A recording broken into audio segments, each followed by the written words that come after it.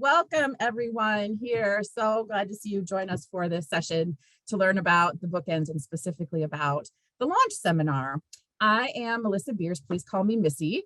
I am the director of the bookends. The bookends on our first bookend is launch. I have been at Ohio State. Many of you know me. I'm a usual suspect when teaching matters are concerned.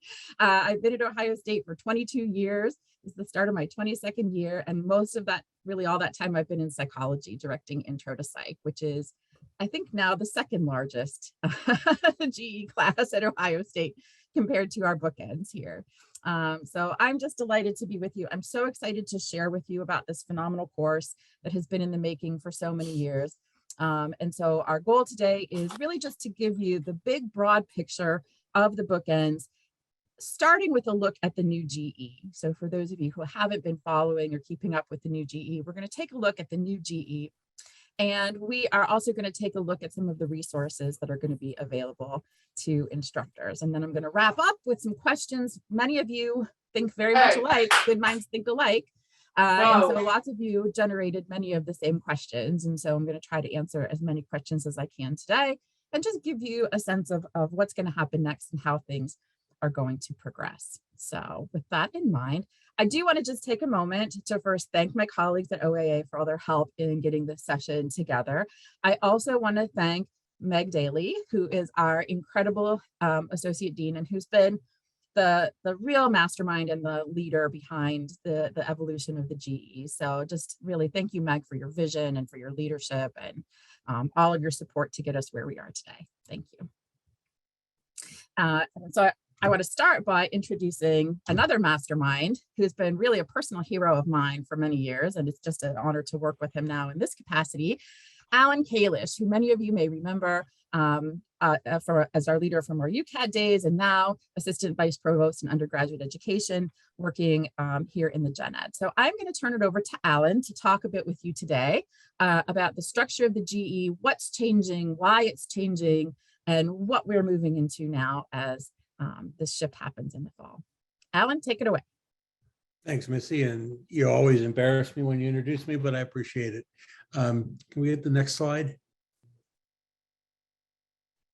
So this is our image of the old Gen Ed, which was sort of a jigsaw puzzle for students without them seeing the picture of what it was supposed to end up looking like. We've been working since New Year's 2027 or 2017, at least, on revising this process, and it's a lot of work's gone into this by a lot of different people. But there are kind of three overarching reasons why we wanted to look at this and make these changes. One is that the system that we are currently under is more than 35 years old. So it is older than almost all of our students and many of our faculty, and that's a problem. We have done a few minor tweaks here and there, but it needed to be really looked at. The system that we have is straight distribution. So there are 14 categories. Students get to pick anything they want to from each of those categories.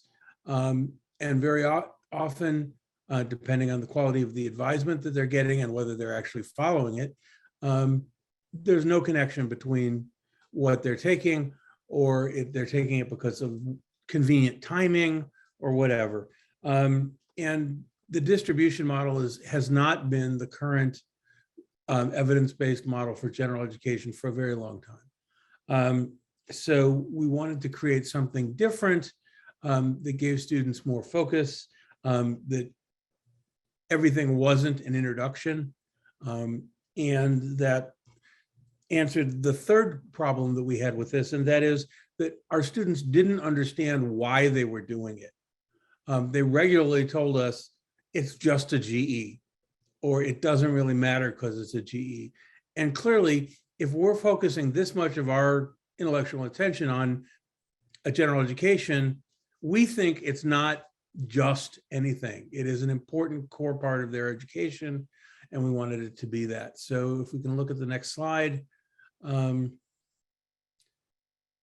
Well, that's kind of an image for it, but this is the outline of it.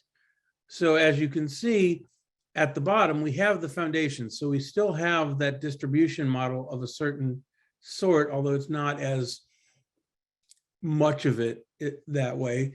Part of this is because of the Ohio transfer module, which is becoming the Ohio Transfer 36. So we need to have the basic foundations that go with the various disciplinary areas.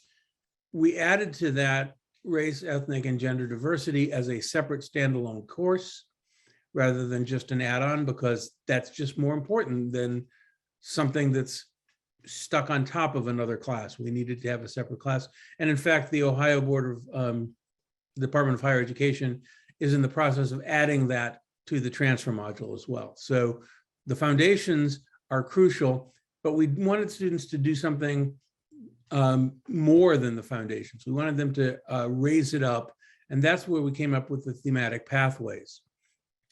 All of our students will do Citizenship for a Just and Diverse World, and they will do at least one other theme. We have sustainability, lived environments, and health and well-being, in addition to citizenship as the current themes. There are 4 more which are coming online, and we should have an announcement about those any day now.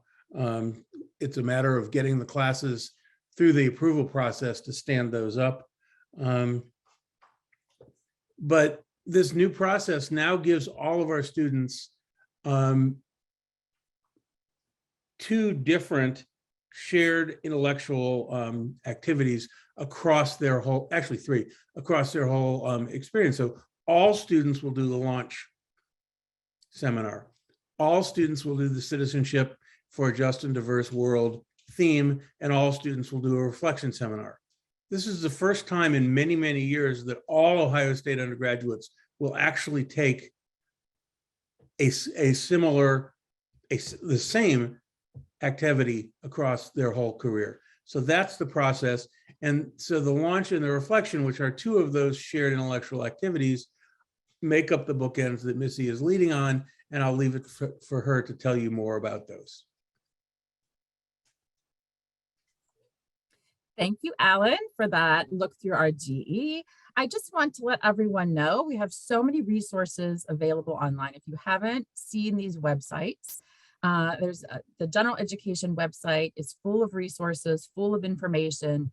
You can read more about how the GE has been revised, how it's been redeveloped. And as Alan said, it's really been since 2016. So it's been going a long time with some of the best minds at our institution involved in this.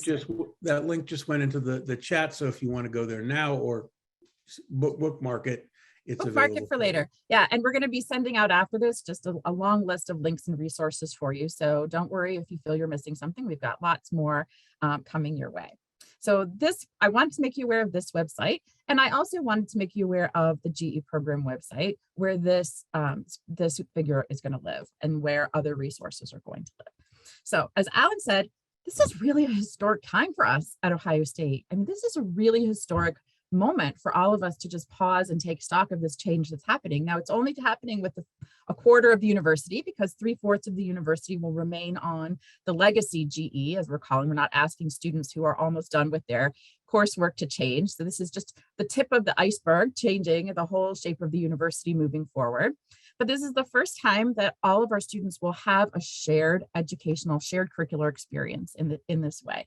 Certainly all students take survey, but survey is different and implemented slightly differently. I'm going to talk a bit about that in a minute.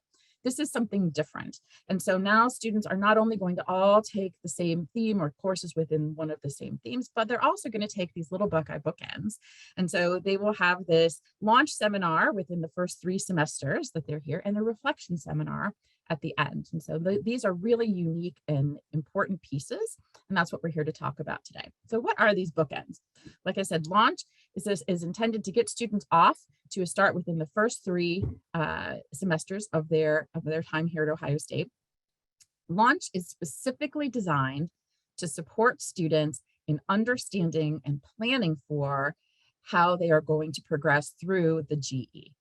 It is very specifically intended. Many of us, I'm betting many of you who also teach GE courses, have heard something akin to, why do I have to take this class?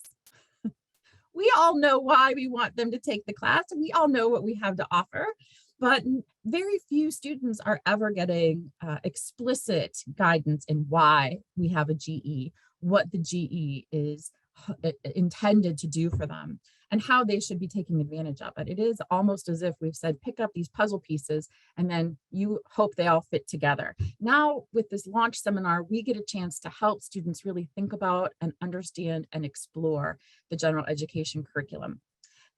They will also take a reflection seminar prior to graduation.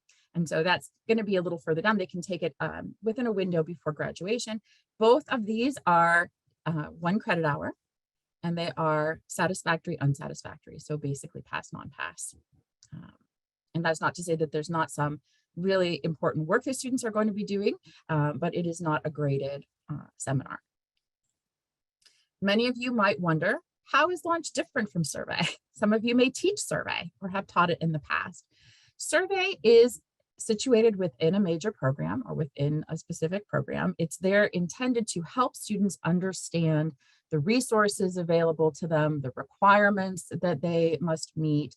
It tends to be somewhat logistical focused, helping them to plan for more specific goals, whereas launch seminar is much broader. As I mentioned, it's specifically designed to support students in the GE, to help them understand the purpose, to help them think about who they are as individuals, to help them understand their own personal identities, where they are now, understand what an academic identity is, to spark curiosity about what they're going to be learning here at Ohio State and how they can work on these big questions. So there's a beautiful infographic here that Sarah Howard, who I see on the call, I'm going to give her a big shout out. She designed this beautiful infographic, and you can access it through this link, which I have a feeling is going to pop up in, and it has. Thank you, Jason. It's popped up here in our chat. So feel free to take a look at your convenience if you want to really think a little bit about those differences. But what are the objectives? So let's get into a little bit more about what are we hoping to do in launch. Well, there are 3 major big picture objectives I want to share with you today. The first is metacognitive, right? So it's helping students to understand what they know and what they don't know. That's what metacognition is. So the first goal is to develop an understanding of the structure and the purpose of the GE. It's that simple foundational knowledge goal. What is the GE? What are my options? What are the classes I'm supposed to take in the categories? Why am I supposed to take those courses? You know, understanding and having a structure. Being a psychologist, I understand that cognitive importance of having a structure for knowledge, knowing where the knowledge is going to go. A colleague of mine always used to say, it's not enough just to give them the knowledge, you also have to give them the structure so they know where those pieces go. So it's almost as if we're going to help them see the shape of the tree. And then as they visit these courses, they're going to take with them almost like ornaments, academic souvenirs, if you will, and they're going to have to know where they go on the tree. If they don't know the structure of the tree, then it might be difficult for them. They might know where to put them or how best to distribute them across the tree. So our first objective is just a simple understanding or knowledge goal. Second, and this is a big one, is academic skills and habits, critical habits of mind, critical understandings about what college is going to require of them. What is going to be necessary for them to be successful in college, understanding, if you will, the language, the playbook, understanding how to be successful. So understanding things like academic integrity, understanding information literacy, understanding information and technology use, right? So some of the very fundamentals. We're not going to be able to cover everything in this course, but certainly we want to give everyone a strong foundation so that they all have a common language and a common understanding. I think this is so important, certainly for underserved students, for our first generation students, even for non-traditional students who may have taken some time off to come back and just, so everybody's speaking the same language, right? And so we have some work designed around this just for everyone to come to a common understanding and familiarity with these skills and habits. And third, self-awareness and identity development. So really taking some time to think about who I am, what are my interests, what am I curious about, what are my motivations, what do I hope to learn, right? And so to think about a plan for how they can move through the GE, how they can make the most of all the opportunities that they have available here at Ohio State, not just their major program coursework, but their GE coursework, their co-curricular experiences, professional experiences. All of those things contribute to the person that they're going to become while they're here at Ohio State. And so helping them to think about and make a plan for what they're going to be doing. Those are our big objectives and our goals for our students. Launch also is going to introduce students and the university to the idea of an e-portfolio. So e-portfolios have been around at Ohio State. Some of you have worked maybe possibly in programs that have used e-portfolios. The idea behind an e-portfolio is reflection. It's allowing a space that will persist for students across all of their coursework, where they can, again, take those academic souvenirs from their courses and save them, periodically reflect on them and think about, what am I gaining from these courses? How often have you talked to students who took a course and then they just didn't think about it again, especially a GE course, right? But for some of us, I bet some of us on this call, you took a GE course and something stuck with you and something lingered with you and something that you kept with you and maybe you still use today, right? I know that's true for me. So we just want to be more intentional and help students capture that information and keep it. So an e-portfolio is just a way for them to capture that information so that they can periodically reflect. And at the end of their time at Ohio State in their reflection seminar, that will be a structured opportunity for them to look back on those resources and think about how they've grown and how they've changed and what they're ready to do next. This is an idea that we call folio thinking. More than the details of a specific technology, I think what's important is that we're going to help students and instructors adopt this way of thinking, this folio thinking about what can I take with me from this experience and from this class that will help me in the future. What do I want to save from this class and this experience? And every single class is going to give them something. And so it's up to us as instructors to think about what do we want our students to take with them? And it's up to us to help our students think, what can you take with you to save along this journey? So we're going to be working a lot on building that idea of folio thinking in our instructors and also in our students. So now you may have questions about, gosh, this sounds great, but how are we going to do that? That sounds like a lot. How much of this do I have to come up with on my own, right? Well, the great news is that we have had an amazing committee of folks designing this curriculum, and we've had an even more amazing set of instructional designers who have been putting this all into a magnificent set of resources in our current class. So I am going to actually stop sharing for a second so that my colleague here, Sarah Holt, who's an expert in instructional design and who has worked on this with her team, is going to show you a little peek into the course.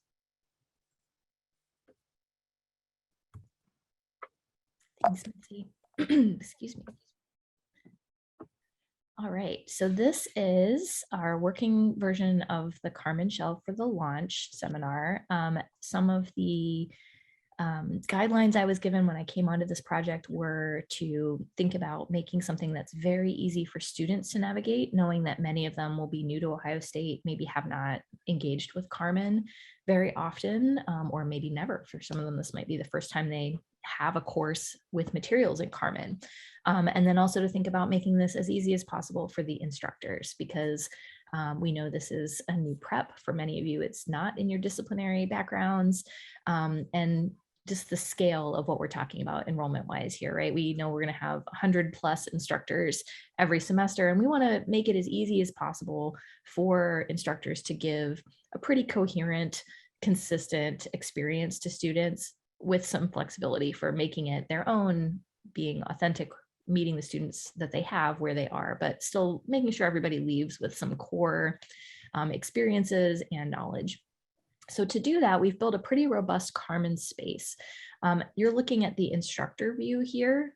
For students, they see a little bit less, but I wanted to kind of walk you through the kinds of things we've built in from the beginning here for instructors. So one of the first things that you might notice is there's an instructor resource module. So when you teach this course, you will always have access to the basics. If you have not used Carmen extensively in your course before, no problem, we got you. We've got some of the basics of how to use SpeedGrader. There's rubrics for everything in the almost everything in this course. So how do I do that? How much time should I expect to give to each of these assignments? How to set up your section and personalize it with your information. And then, oops, I broke it. What do I do? So we've got some of those really common things. And then also some kind of crash course things, thinking about how to plan your day, your week, your midterm, where those key tasks might be coming, so that when you're planning out your semester and all of the other things you're juggling as staff, as teachers, as family members, as community members, you can kind of have a quick look ahead and start to budget your time and energy across a semester very easily. So we have this support resource, and obviously this will get enriched very much as the course goes along, as we get instructors in there and we learn more about what you all need and how to support you best. Moving into the kind of course core pieces, there are a lot of support modules for things that you would want to share with students. Again, this is very customizable if you have a specific student audience, but we know at this point, there's a pretty core set of things students need to connect with about the university, about Carmen Help, other things like that. And in this case, because they'll be using the e-portfolio, we're going to have a whole bunch of support resources right here at the top of the class. So anytime they log in, even if it's week 14 and they're panicking to get their final work in, they will have a lot of that at their fingertips. That also means you have it at your fingertips, so that when they are emailing, panicking, you can direct them right back. You are not expecting anybody teaching this course to be an IT expert or to become experts in this e-portfolio tool. We're going to try to make it as easy as possible for you to support them. Each week of the course, again, as Missy mentioned, this is a 1 credit hour pass-fail course. So we know that that comes with some student motivation challenges. It also comes with some challenges about the amount that we can reasonably cover for a 1 credit hour course. So we've tried to think about this in sort of 3 chunks of 1 hour of work. So students have essentially about an hour of time before class where they are reading or watching material and learning new information and ideas. Then there is a class session once a week that is about 55 minutes-ish, something like that. I think Missy can correct me if I'm wrong, but you get about an hour with the students once a week. And there's some things that happen in class. They practice with those ideas. And then after class, there's typically about an hour of work creating something. So this is where they are maybe doing some pre-writing, maybe they're writing those reflections, they may be giving peer feedback or editing, but in some way that after class experience is meant to continue these conversations and give them a chance to create and do with all of those ideas and practice that you've walked them through. So the course is set up with that flow each week. Students will see the kinds of things they need to engage with. They could get a quick reminder about where they're meeting. And then what they need to be working on after class. With their due dates will pop up here as we start to populate these real sections, so that it's all very easy for a brand new to Ohio State student to see when things are due, how they should structure their week, what's going to happen when I click on this. I'm going to be able to read and watch things. We want to make it very easy for them to navigate and meet your expectations. One thing I wanted to kind of just show you quickly for read and watch, there is no textbook for this course. So all of the materials for the course are a mix of readings or videos that have been curated by that amazing committee that Missy was mentioning. And again, there's not a ton of content in this course. We want to give them a core set of ideas to grapple with, and then really use that class session to connect with them, draw out their ideas, get to know them, connect the things that they already know into that structure Missy was talking about. So just important to know, if as an instructor, you're not required to make lectures. You're not putting together PowerPoints. There's no materials creation when you teach this course. All of that is provided for the students and you in Carmen already. We also are working towards getting lesson plans for each week. Sorry if this is bouncing back too much, but here in the in-class section of Carmen, you can see some things that are not published for students. This is a place where you will have access to a lesson plan for how to structure that class meeting. And then you can add anything that you customize. And this will make a little bit more sense in a moment. Let me show you an example of the lesson plan.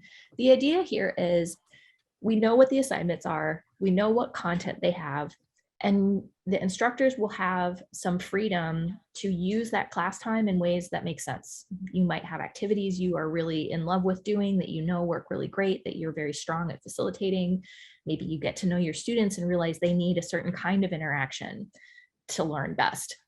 You have some freedom there to do that. But what we're going to provide for you is sort of those core things. Hey, in this hour, we really need you to get through these 3 core practicing with ideas, and some information about like why am I doing this, so that we can all be framing it. You know, I was mentioning to Missy, a lot of this is not like memorize the key dates and names. We're often doing something different with the materials we give them. I don't need them to memorize the university mission and values. We want to understand that one does exist and that it comes from a historical place, and that shapes the why of why we're asking them to do this G in the first place. So understanding the legacy more than memorizing the specifics of that reading. So this kind of will give you that, like, why is that reading here? What is that video for? What's the point of this activity? And then Missy has some wonderful ideas for how to help all of the autumn instructors come up with options for how to get there, so that if you are not feeling creative, or you're feeling a time crunch, or this is just your first time doing this, we'll have some like solid activities prepared that you can pick up and run with and choose from. And then there's always that option, if you are feeling really creative and very engaged, to tweak that, make it your own, come up with something new and bring it back to the group and share for others to use as well. So we're trying to really make sure that instructors have some ownership over this in-class interactions, and also not overburden anybody. If you don't want to prep anything from scratch, you could pick this up and just sort of run through it at least the first time and just see how it works for you. I wanted to also quickly talk to you about the main assignments for this course. As Missy mentioned, one of the main things here is really helping students reflect, and then also building that folio thinking and having them engaging with the e-portfolio. So they are working across the semester to create an e-portfolio. That's kind of the culminating assignment.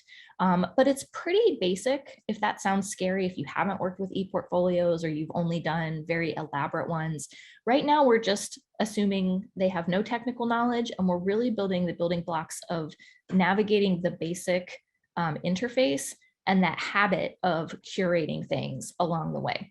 So there are sort of 3 major assignments in the course. They do an exploration of disciplinary questions and the different themes of the GE, and they do a little reflection about what they think they want to get out of it, like what connects to them and their ideas about what they showed up to major in, and what they might want to take more of.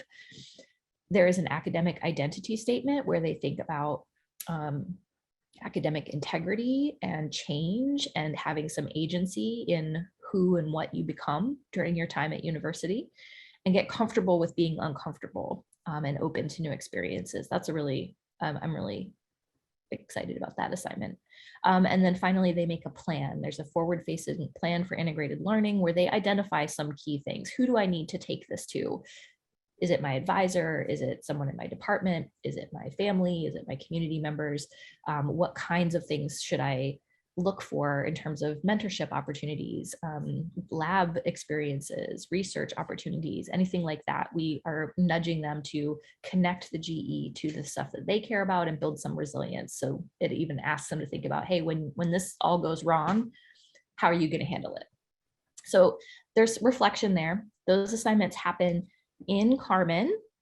If you teaching in Carmen at all, this will look sort of familiar to you. All of the prompts are here. We have directions. We are adding resources for them so that they can learn more. If they're maybe showing up a little bit underprepared, we can provide those opportunities to close an achievement gap with these assignments, clear academic integrity, and then all of these will have a rubric. So for the most part, these reflections, you're grading in speed grader with a rubric, and you can use your energy to like just give feedback and get to know your students and connect with them. That's our hope anyway. After they submit everything in Carmen, in this interface that you're already really familiar with, hopefully, they get some feedback from you, they get a grade, sometimes they're doing peer review of each other. Then they can kind of have a polished draft, and this is where that folio thinking comes in. So they do an assignment in Launch, and then they polish it, maybe refine it based on your feedback, and now they're going to curate it back into this e-portfolio. So they can, here's a good one to show you, they can copy in their reflection text and then add supporting evidence. We are assuming that sometimes folks will come in their first semester and not have any other evidence or other things to show. So they are able to complete the Launch portfolio with only the things they do in Launch, but there also will be opportunities for them to add work that they're already proud of. If they're maybe in their second or third semester, they might have this. And the focus here really is not on making something beautiful or complicated. It's just building that habit of doing work, polishing it, saving it, and framing it for others. And we have them basically work through that model practice several times through the course. I think that's my main overview. Sarah, that was amazing. Thank you so much. I absolutely love seeing that site. I think it is, I'm looking forward to teaching this class, and that's going to be the most beautiful Carmen site that I've ever used to teach with. And I'm like a fan of making pretty Carmen sites. So I'm super excited just to teach with, to teach with such a beautifully professionally designed course. So it's great to see it. It's great to get it. This is, of course, just a glimpse. It's just a first look at the class for everyone, just to give you a flavor of what to expect. So I'm going to share my screen again, and I'm going to answer some of the common questions that came up. And once I have a chance to go through those, if there are still questions, I'm happy to answer them in the time that we have remaining. But I want to make sure I cover these questions for you. So I'm going to proceed next. But the overarching theme that I hope that you're getting, or the impression that you're getting, is that this class is about supporting students. It's about developing students. It's about meeting them where they are, welcoming them to Ohio State. It's about thinking about learning and growth, and it's also about growing a team. It's also about a vibrant, diverse team of people who love to work with students and who love to teach. And that's going to be guiding everything. So just as we want and hope that instructors will build those relationships with students, it's my hope that our instructors will be building those relationships with one another and supporting one another. Maybe learning new things about Carmen that you haven't learned before, learning new things about giving feedback on writing, or learning new things about the GE or different disciplines that you didn't know before. So I think this is a place of community. I want it to be a place of community for all of us. That is my goal. So to answer a few questions about the format that have been coming up that I know you have many questions about, this is going to be small sections. So small sections of 19 students per section. So you can really get to know the students and they can get to know you. Lots of questions about the modalities. Currently, I should preface this by saying we know that over time, this class is going to need to be in every modality, because it's going to need to meet the full variation and need of the entire university. And some students are going to need to be online fully in a complete distance course. Some students are going to need a hybrid course. Some students are going to benefit from being in person. So over time, you can expect that we're going to have all of those modalities. Our first semester in fall, we are going to have in-person sections. Now, we expect that we're going to have some hybrid sections soon, possibly in spring. And those would be in-person meetings with a synchronous Zoom session, simply because we're expecting many, many sections. If we're going to have classes, I mean, you can do the math. If we're going to have 7,500 students to accommodate on the Columbus campus alone, and they're in sections of 19, we are going to be everywhere all the time. So we're going to have many, many sections, and that's a lot of room. We certainly don't want to kill anyone at the registrar's office. We don't want them to be, to be maxing out all their classroom space. We want to be good citizens.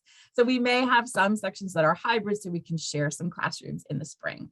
Online classes, we hope will be available starting in the spring. We expect online format to be about 10% of our overall enrollment, the majority being in person and hybrid. The curriculum, as you saw, is pretty ready to go. It is, of course, we are totally expecting that you as the instructors are going to need to adapt it to your own skills and talents and the way that you do things. Nobody is expecting you to all be on the same page or on the same PowerPoint slide at every minute of every day. We certainly want you to bring who you are to the classroom, and you're going to need to make some adjustments to do that. But we do have a core curriculum that has been designed really intentionally, and we really want to make sure everyone understands the why of the curriculum so that you can share that with your students. So there will be a coordinated curriculum. We do have some wiggle room because I always believe in coordinating courses, you have to have degrees of freedom, right? So just as we want to meet students where they are, we want to meet our instructors where you are as well. So you can expect it will be coordinated with some room for growth. Another question that's been coming up a lot is, are students clustered by program or major as they are in survey? That is actually not the approach that we're taking. We want these classes to be as diverse as possible. So we want students to be intermixed from all different colleges and programs and majors, and hopefully with someone who is teaching the class from a major that is not their own, because that's what the GE is all about, right? The GE is all about exposing students and exposing them to different disciplines, letting them kind of visit different disciplines and get to know the full breadth of the university. And that is exactly how we want our sections to be as well. So we are not clustering by program or major. Launch is certainly going to be offered on all of our regional campuses. Every incoming Ohio State student is going to take this course, and it will be as similar as possible across all of our campuses.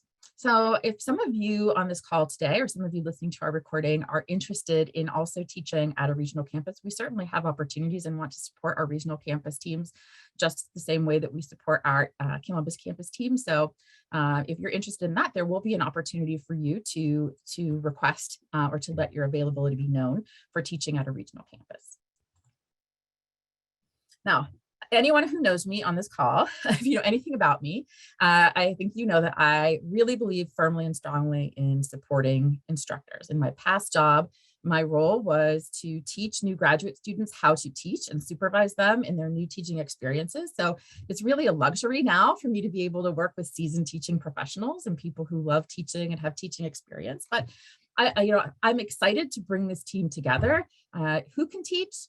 Really, anyone can teach, right? If you have a master's degree and you are interested in teaching this class, we would welcome you.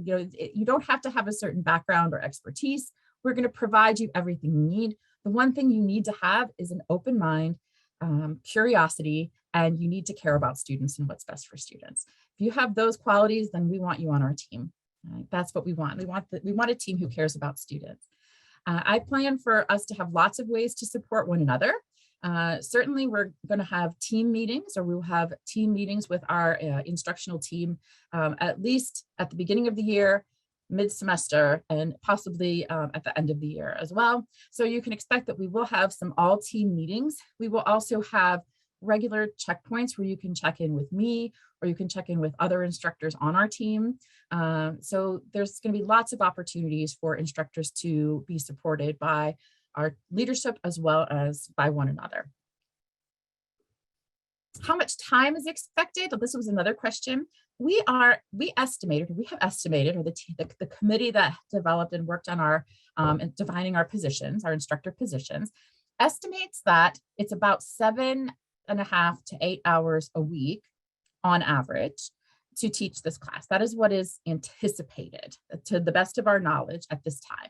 So based on our projections, given the resources that are available, given the support that is available, you're not going to have to spend as much time in course prep. There are tools to help facilitate the grading. You're going to have 19 students per section. So we are anticipating it's going to be about 7 hours a week. And of that, there's going to be some time in professional development. There's going to be some time in prep and getting ready for the class. There's going to be some time in teaching the class, an hour to teach the class each week. So, we're expecting 3 to 5 hours should be on average for feedback and prep. How many sections can be taught? Well, again, one of the things, this is going to vary depending on interest and availability. One of the things I think we're all really hoping is that we will have instructors who also are teaching other courses at our institution. because you bring your knowledge and perspective to launch. And then the things that you learn in launch, you can take back to the courses that you teach. So I'm anticipating that we would want folks to teach some number. Maybe you could teach one class if that is your interest. A full-time position could be possible. We are working on the details of that. It could be maybe 7 or 8 or 9 sections. But those details are still to be determined, but there will be some number of full-time positions available. But again, we are committed to working with our interested instructors, and our goal is to build a team that enriches the teaching structures that we already have here on campus. What technology is involved? Carmen, Zoom. Hopefully these are the things that you already know, that you're going to get lots of support. Even if you've taught with Carmen, as I know many, all of you probably have at this point, you're going to learn new things about Carmen, because I do. Every time I interact with our instructional designers, I learn new things that make me even better equipped to use Carmen. So you'll probably learn some new things about Carmen. You may learn some new things about Zoom, and you'll learn some new things about this ePortfolio tool. But again, I just want to reinforce that we are seeking to build a community of practice here in the Bookends. We want this to be a team where we support one another, we support our students, because investing in instructors means that students are going to have a better experience. And that's what we care about, right? We care about what's best for students. So I'm looking forward to working closely with you and making sure that you have what you need, and also to creating opportunities for us to learn from each other, because I always learn so much from my colleagues in other disciplines. So I'm looking forward to that as well. In terms of some logistical questions, there were some questions about deadlines. I want to assure you, we're going to need lots of people every semester. So if fall is not looking like it's going to work for you, we're certainly going to need people in spring. We're certainly going to need people every semester, many, many people. We're expecting to offer about 125 sections in the fall, and then twice that number in the spring. So we have lots and lots of room for lots of great teachers to join us in this class every semester. In terms of the deadlines, we're probably going to have to, we're going to be bumping up against the deadline for fall sometime in the summer. But I'm hoping that we can have everything worked out by August. That said, there's going to be certain deadlines that we're going to set in place moving forward, but hopefully, within 3 to 4 months prior to each semester. As I mentioned, we are going to have sections available all the time, multiple sections at all possible class times. So we are going to have many, many options. We're going to have classes all over campus, some on the Midwest campus, on Ag campus, on every corner of the campus. So there's going to be lots and lots of options, lots of different places, lots of different times. We're going to be working on a process of scheduling that hopefully will allow people, if you want to teach multiple sections, that you can teach them back to back or near one another, or you can teach on the same day. If you're on campus teaching, let's say that all of your classes are scheduled Monday, Wednesday, Friday, and you want to keep your sections of launch on that time schedule, we certainly can accommodate that. It's going to be a great big puzzle that we're all going to need some patience to figure out, but I'm really confident that we can do it. Course materials, your course materials will be available to you no less than 3 weeks in advance of the start of classes. I know it's important to have time to get familiar, to take a look through and get familiar. Just please know that you're going to have lots and lots of time to review course materials. We're going to be working with a Carmen blueprint model. So all of our sections will receive a blueprint course that's going to be distributed to you in the section that you will be assigned. So you will have access to that as early as possible so that you can get familiar with it, so that you can let it, prepare yourself and get familiar with everything. Because nothing's worse than getting a whole bunch of information thrown at you a day before the semester starts. So we promise to do better. There are lots and lots of questions that I've heard from people about how will this work with my current contract or teaching load or position. A lot of that is going to be individualized. A lot of that's going to be individual, and we're going to have to work out individual plans. I can tell you a couple of things that we know right now. One thing that we know right now, and I see that there are some experts on this call, so please feel free to jump in here and add to my description if I am not clear. One thing that we know right now is if you are professional staff, you're in a staff appointment and you are contributing to OPERS, when you take a teaching appointment by necessity, and this is something outside of our control and outside of really the control of Ohio State at this point, then you take a lecture appointment and then you are temporarily shifted during your teaching appointment to contribute to STRS. That requires a contribution at a slightly higher rate. Although many people would like to see this change, myself included, that's a long process and it's going to take a while for us to work out the details. So if you are professional staff, we welcome you to teach, we want you to teach, but I also respect that this might be tricky for you navigating that change. So please be aware, and certainly we can talk about that if that is something that affects you. But I myself am professional staff, and so I know that we have great talent among our professional staff. So I'd love to engage you, and we'll just figure out what we can do to work around some of those challenges. The second thing that I want to let you know is that if you are currently non-exempt, so that means you're being paid bi-weekly, there are some challenges in terms of how we compensate our colleagues in those roles. We are working with HR at the highest levels to figure out a solution. We're working currently on a system that will help us in spring. It's going to take a little bit of time, and we don't anticipate that solution is going to be available for fall. However, if you are in one of those roles, you want to teach, then I would welcome you to keep in touch with me. I'm happy to keep you informed and part of the community, and until we can reach a solution where we can offer you a position in a way that will meet all of the necessary rules and regulations that we're bound to by law. Those are the two major issues I can tell you right now. The other thing that I know we are committed to doing, if at all possible, is if you are part-time, but you'd like to be full-time, and for whatever reason there aren't options available to you in your home department, we can certainly discuss a way that to help you achieve a full-time position with a combination of the teaching that you're doing in your department and the teaching that you would do in the bookends. Of course, these are going to have to be taken into consideration on an individual basis, a case-by-case basis. But that is something that we're more than happy to try to accommodate, because of course we want to retain the very best people here at Ohio State. So if you're in that situation, then keep in mind that's something that we might be able to do.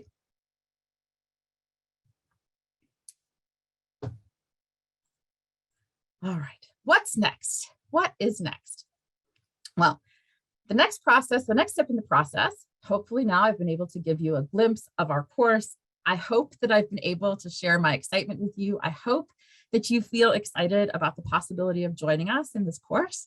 The next step is that applications are going to be available in Workday around June 15th is our goal. At that time, you'll be able to express your formal interest in teaching, how many classes you might be interested in teaching, even which campus you would like to teach. If you're like to teach on Columbus campus, or if you're open to teaching at a regional campus, if you're in a situation where you could do both of those things, then you'll be able to express your interest in that form. We're going to be hiring and placing instructors into sections through the summer. At the same time, students are going to be signing up for this class while they're coming for orientation. So we almost have to let orientation work its magic for a little while so that students can get into those sections, so we know which classes to staff. And we should have a really good glimpse of that mid-July so that we can get our schedules finalized by August 1st. And then we plan to have at least one in-person meeting, hopefully an afternoon and a following morning, so 2 half days of instructor development, training, support, and planning prior to the start of fall classes, which we will identify that time once we have things in place, we have our team in place. We're going to be doing the same process again for spring. We'll be looking for more instructors again in spring. We're going to need double the staff in spring. So if this fall is not looking like it's going to work for you, then hopefully next spring and then next year, because this is a class that's here to stay. And so we want to get us off to a strong start, and over time, just build the best team on campus.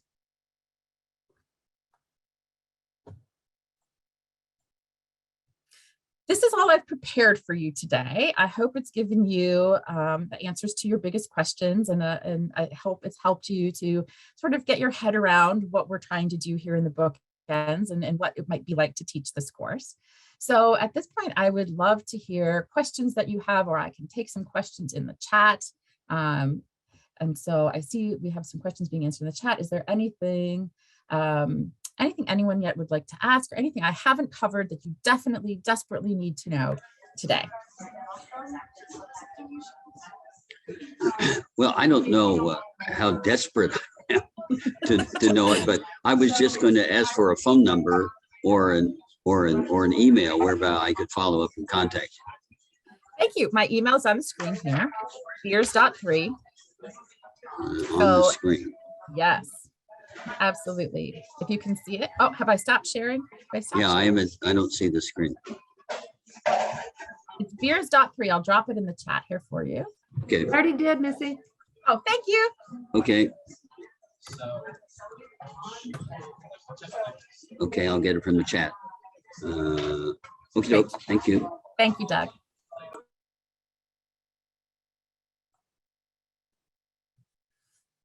All right. I'm having trouble keeping up with the chat, so I'm going to ask my colleagues here to call out for me. If there's anything else that I would need to address today, let me just take a minute. It's going to take me just a moment to skim through here. Maggie, this is in addition to survey. This is not at all trying to replace it. Absolutely, yes. Survey is going to continue. Survey is really important. It serves really important function, and that function is very different than launch. Launch is really, I know that the GE is covered in survey, but launch is completely designed around understanding the GE. So we hope that those two things are going to complement and supplement one another. I think that a nice flow would be for students to take launch in the fall, and I'm sorry, to take, I always do that, to take survey in the fall and then launch in the spring. I do this every single time. I'm going to have to really get this straight. But certainly students can take, they can take launch anytime.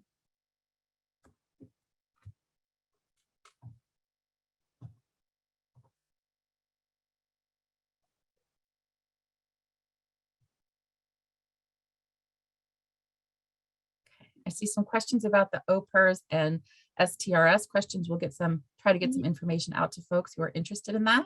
We can, and I'll just follow up here and say we'll get what information we can get quickly to put together with the other information we share. But that's a good question to ask your local HR rep, who will have a lot of the specific details relevant to your situation, because we wouldn't want to give a general answer that doesn't address your situation. So your people will know, your people in your current unit will be able to help, and we'll provide some general information as we get it. So I see the question about will an email go out? Yes, this list of people who are registered, we will, as soon as this is going live in Workday, we'll make sure you all get a heads up about it. And that will of course be shareable, so that if you have a colleague who isn't able to be here, or someone who dropped, wasn't able to be a part of this or didn't know about it in time, you'll be able to share that with them. Amanda Donahue asked a great question. Do you need to apply for each term that you want to teach, or does the appointment roll over from term to term? Yes, if you are in a situation where you would want to teach over multiple terms, we certainly can work something out. And again, I think that's a process we're going to need to work with HR on because of just the variation that we expect in our team. But again, please don't feel limited by the role that you're in. If you would like to be a part of our team, we want to figure out how to engage you.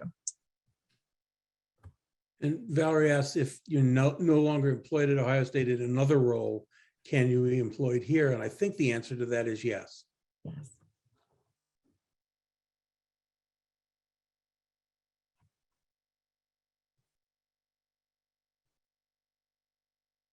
I'm just thrilled to be here with all of you. I cannot tell you how overjoyed I am that you joined us today. Just seeing the great people that are here in the call and just knowing that this is going to be seen by our colleagues, and we have so much interest. I just want to thank you so much for your interest and thank you for your support. This is such a historic time for Ohio State. It is thrilling to be on the leading edge of this important change that's been so long in the making by so many wonderful people. And I just would, I'm just so thrilled at the prospect of having this vibrant team of people who care about students on the front lines, welcoming our students to the university, helping them get a strong start in their careers, finding connections. So I thank you really, truly, honestly, from the bottom of my heart. And I just humbly ask for you, even if it doesn't work out for you to teach, I humbly ask your support for this new endeavor to help support our students any way that you can. It's an exciting time for Ohio State, exciting time for launch. So Thank you very much, my colleagues. I greatly appreciate you and all that you do for teaching at Ohio State.